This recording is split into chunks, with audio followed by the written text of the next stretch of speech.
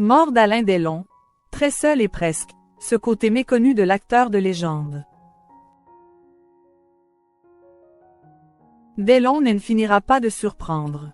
Sur X, anciennement Twitter, un internaute a relayé accent aigu est l'histoire de Simon, un serveur qui a bien connu le guépard. Point. Il s'est souvenu d'un homme solitaire, qui essayait désespérément d'être normal. Alain Delon est né en 1935 à Sceaux et mort le 18 août 2024 dans sa maison de Douchy. En 88 ans d'existence, celui qui a été considéré comme l'un des plus beaux hommes du monde a eu le temps de laisser des traces. Depuis 2 jours, pour honorer sa mémoire, proches connus, fans ou simples connaissances se fendent d'anecdotes à son sujet. Un certain Simon, serveur d'une brasserie située boulevard Haussmann où le Fauve avait ses habitudes, dans le 8e arrondissement de Paris, a tissé des liens avec le samouraï pendant sa période d'exercice. Son meilleur ami a relayé accent aigu son témoignage. Sur X, anciennement Twitter, il s'est souvenu d'un homme sympathique, timide et très seul, au point de s'inviter à une fête d'anniversaire intimiste à laquelle personne ne l'avait initialement convié.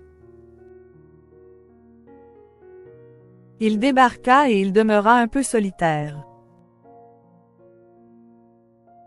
L'acteur de légende a pris dans ses bras les plus belles femmes du monde. Il a plusieurs fois traversé le globe, fréquenté les plus beaux hôtels, côtoyé les plus grands réalisateurs et accédé aux plus grands privilèges. Mais c'était un homme de valeur. Comme l'a partagé cet internaute, Alain Delon avait notamment le sens de l'amitié. Un jour, le guépard a eu vent d'une petite fête organisée dans un appartement de banlieue parisienne pour les 30 ans de Simon, le serveur de la brasserie. Delon en avait entendu parler et voulait absolument en être. Le jour J, l'acteur s'est présenté à la fête. Mais rien, dans son comportement, n'a été celui d'une star impénétrable.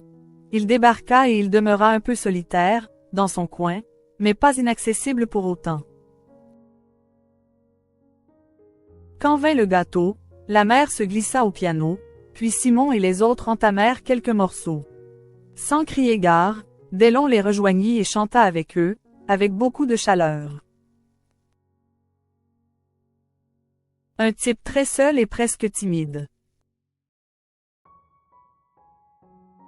Si cette histoire peut sembler anecdotique, elle permet, selon celui qui l'a relayée, de faire découvrir une face méconnue de celui qui a été considéré comme un monstre d'ego.